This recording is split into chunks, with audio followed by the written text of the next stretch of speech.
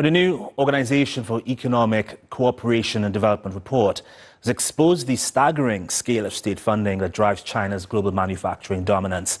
The findings reveal that heavy subsidies and cheap state loans fuel an oversupply of Chinese goods, pushing Western rivals to the brink of a major trade war.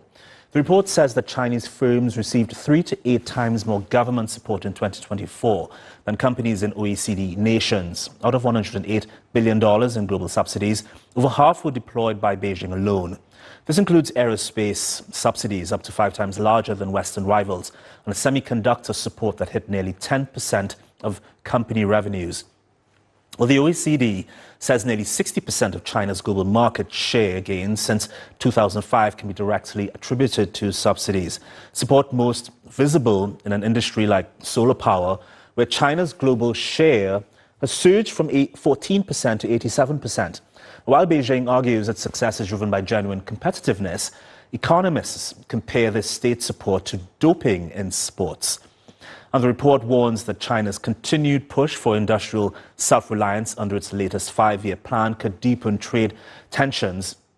The US and Europe are already moving to implement stricter tariffs and import quotas to defend their own manufacturers, while Beijing vows to take all necessary measures to protect its interests.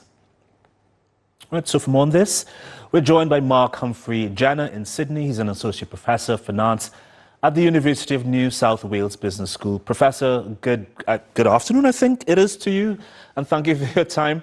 So many people will look at this report and ask, what's wrong with government supporting their own industries?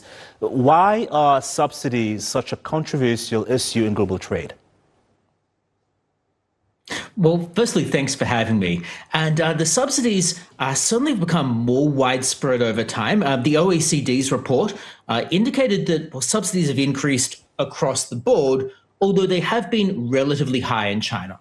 And part of the concern with this is from an international perspective, it doesn't create a level playing field, so to speak.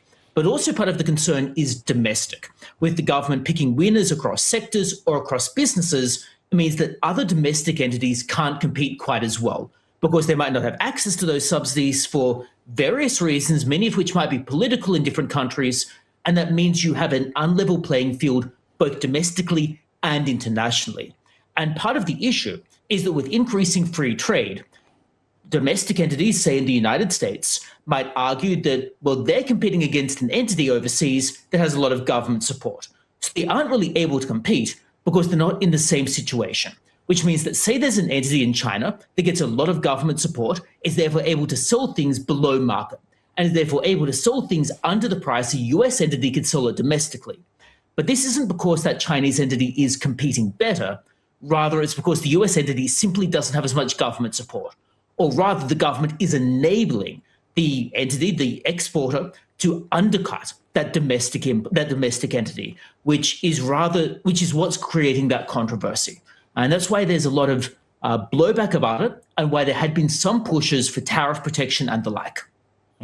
But for consumers, Professor, subsidies can mean cheaper products. How much should regular people care about this? And should policymakers really focus on balancing the benefits of lower prices against concerns about unfair competition and overcapacity? Absolutely. So in the short term, those subsidies can definitely create cheaper products, right? In that, say, for example, let's use a hypothetical. Say, for example, China is subsidizing car manufacturing. And this is just a hypothetical for the moment. Say they were subsidizing those. And then those cars are sent over to the United States. They will tautologically be cheaper than the US manufactured cars. And therefore, in the short term, it is good for consumers. They get cheaper goods. The problem is in the long term, and with the labor market, and also with domestic production. So let's unpackage that. So in terms of the long term, well, say, for example, China subsidizes cars to get a foothold into the United States, and then is able to send the US manufacturers to the wall because they are undercutting them. But those undercuts aren't going to live there forever. Rather, those Chinese goods will become more expensive when the US manufacturers start to go bankrupt, which means over the longer term, consumers are going to be worse off. The second aspect of this is the domestic capacity. So, for example, say GM or Ford or whatever the case might be were to cease operating. Well, then domestic jobs simply stop being there.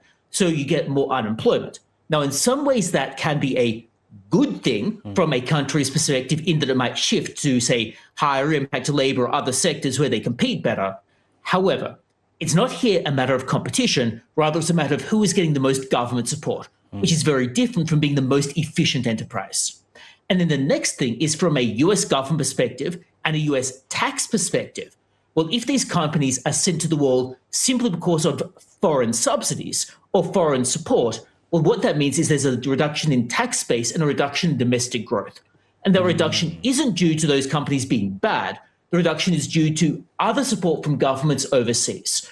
So there's a lot of controversy over the medium to long term, even if goods are slightly cheaper in the short term. I really appreciate you laying this all out and simplifying it, Professor. Thank you so much for your time. Appreciate it.